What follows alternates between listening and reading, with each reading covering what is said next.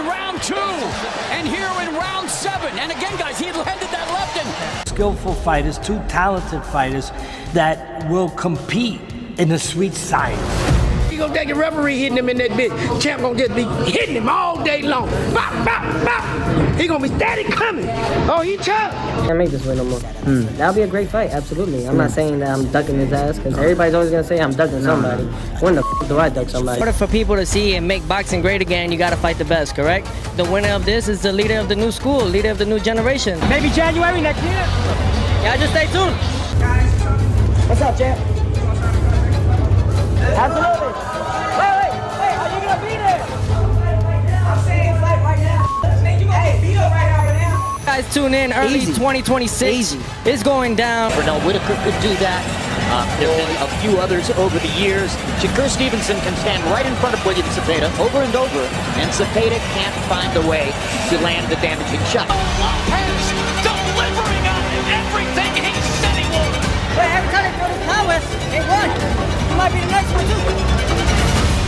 Since I was 5 years old, this is my dream, this is my destiny. These guys, or these people can't take nothing away. Tito talk a lot. You know, he think he's that good, so I would love to get in the ring with Tito. He believes in himself, that's one thing, but I'm here to destroy his dreams and all that he wants to do and become. And those who would say, I watched this fight, I don't know, man, he's great, but I didn't get that excited. You might not be aware of what you're watching. Gentlemen, here is the three-weight world champion, WBC lightweight champion of the world, Shakur Stevenson! Weight world champion. He is the reigning and defending WBO, Ring Magazine, and Lineal Junior Welterweight Champion of the world. He is a takeover, Teofimo Lopez! Bakbakang Teofimo The Takeover Lopez at Shakur Stevenson para sa titulong WBO Super Lightweight World Title Belt, na kung saan nga po idedepensahan muli nitong si Lopez ang kanyang titulo sa pang-apat na pagkakataon. Pero hindi basta-basta na kampiyon at challenger lamang ang kanyang kakaharapin. Ito po'y dahil sa isa ito sa mga masasabi po nating pinakamahusay na boksingero sa lightweight division. At ito na nga po ay si Shakur Stevenson.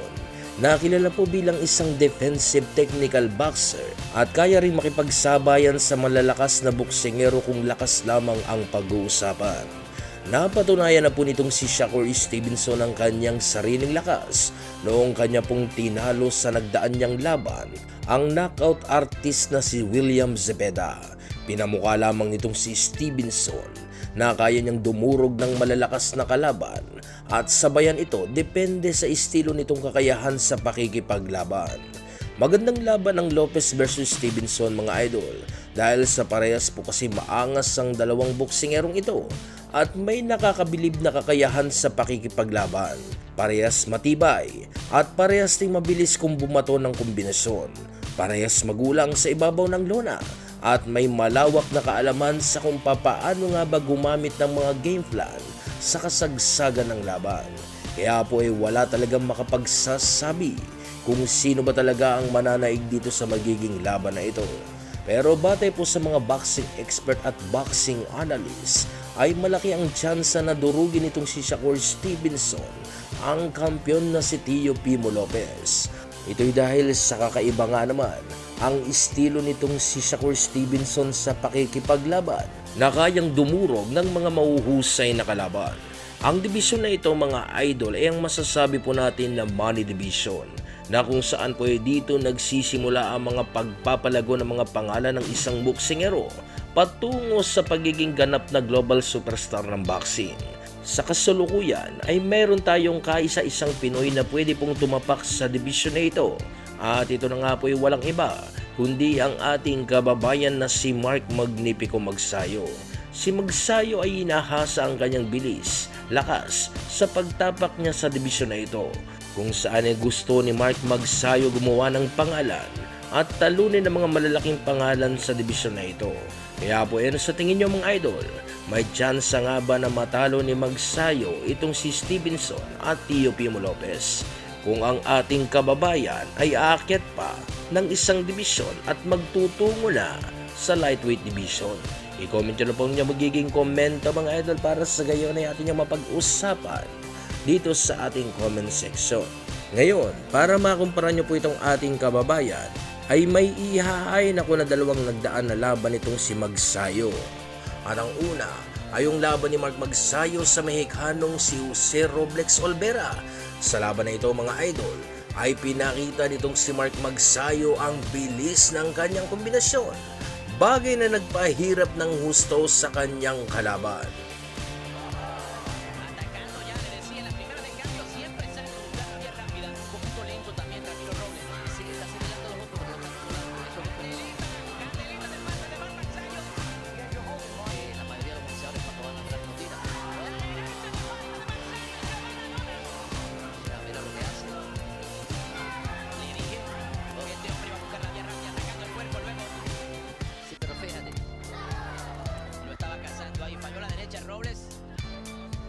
Abusa del llave. En la derecha ahí está con poder de paso de la sangre. La cuerda se va. Todas las derechas de Robles. Ahora vuelve otra vez con el llave. La derecha recta. De nuevo salió a buscar.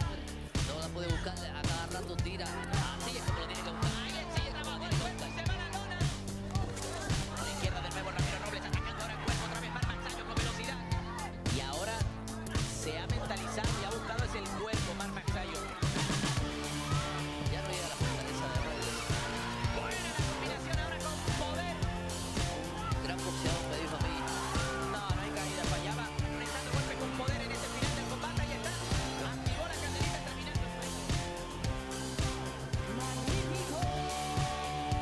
Sunod naman natin mga idol, ang laban nitong si Mark Magsayo sa matibay na boksingerong Hapon na si Shota Hayashi, na kung saan ay nakipagbunuan ng malalakas na suntok ang ating kababayan hanggang sa sukdulang 12 rounds ng kanilang laban. At dahil nga sa tangkad at haba nitong Hapon na ito mga idol, ay kaya naman po medyo nahihirapan talaga ang ating kababayan na ito. Pero sigurado po mga idol na magandang laban ang inyong masasaksihan sa huling laban na ihahain ko sa inyo. At ito na nga ay ang laban ng Mark Magsayo at Shota Hayashi. This guy is big, ha? Malaki. And his set punch is short. Tinanghabol niya ang world title sa division na ito. And that almost twice as many fights as Magsayo. Magsayo, of course, is known for his power. A lot of respect. Good body fighting. Oo, grabe. Merong defense from the left jab and then opening the hook. now, matindot, etis din ang takas. Magsayo looking good. Nice, solid uppercut left. Wala.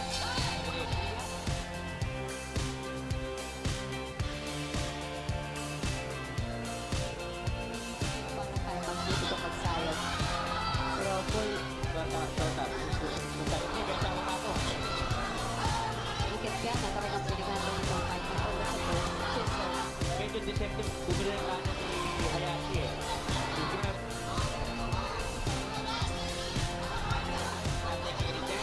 Careful. Japanese.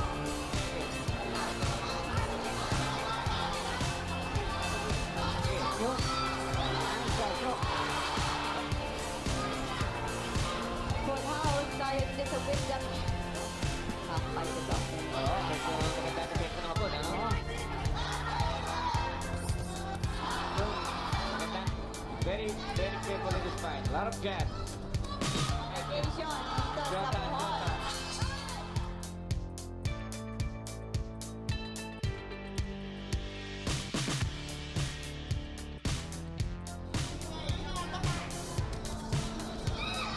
Si Mark Magsayo naka-black and red. Knock out ang habol lagi ni Magsayo. Ito yung mga Japanese fighters. Ayado, disiplinado, of age. Ang Japanese fighter.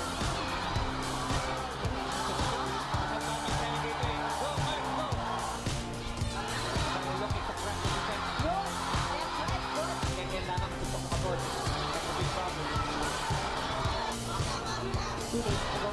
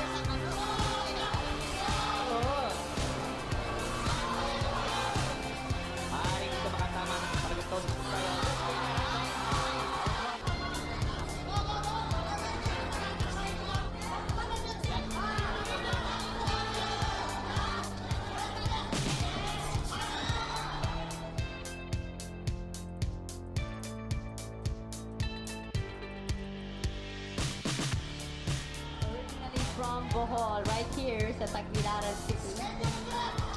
Hello sa ating mga kapamilya.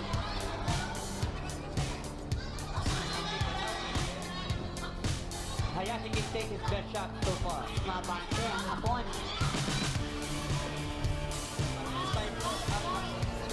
Magkayo is finding points.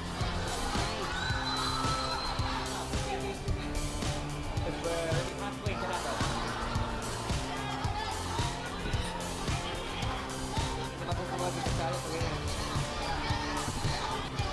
Sabi ni Hayashi, mag-retiro siya kung matalo siya kay Magsayo. Sayo, 22 years old, Hayashi. Oy! Oy! Oy! Tinamaan. Ayan mo, simple, tumpaw tayo. Another leg right. Tumpaw tayo, pinapay. Wow.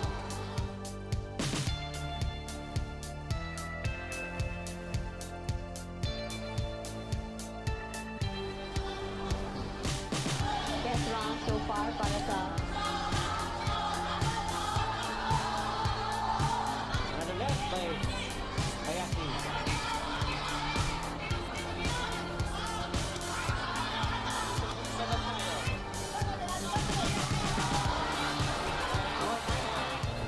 Hayashi not going anywhere. Magkayo. effective yan. Pero effective yan. Dapat ang galing.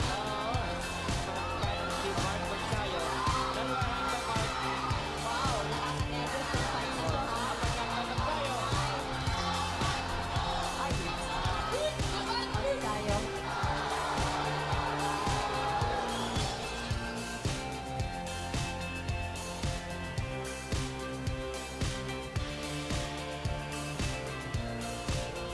Round number 8. Let's go tayo. Footwork team. Hayashi, as safe to say na magkaroon big test para kay Mark Magsayo.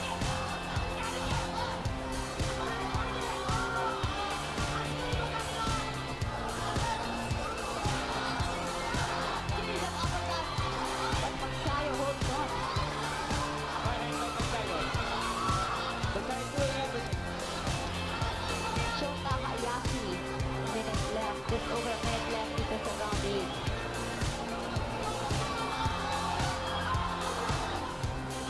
Talagang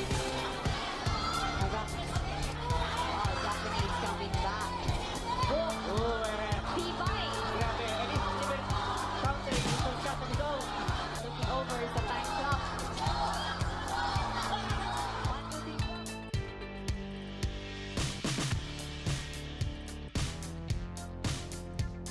5:30.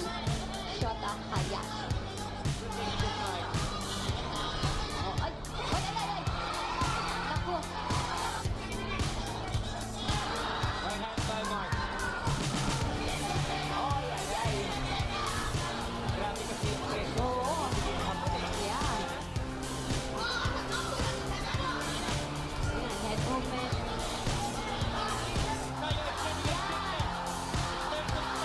Oh boy! Oy! Hayan. Good shot by Magkayo. Uppercut by Magkayo. Perfect shot by Mark. Finally. Oops, finish perfect. Guys, we saw Hayashi wobble. So the first.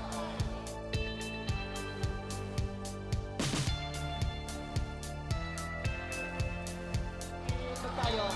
Makikinig ko rin si Shota. Klaseng opensa. Dahil, oy! Takbo! For Magkayo to finally wobble Hayashi. Taking every moment. Take a breath. Wow, the fans are getting their money back. Definitely, nakikita natin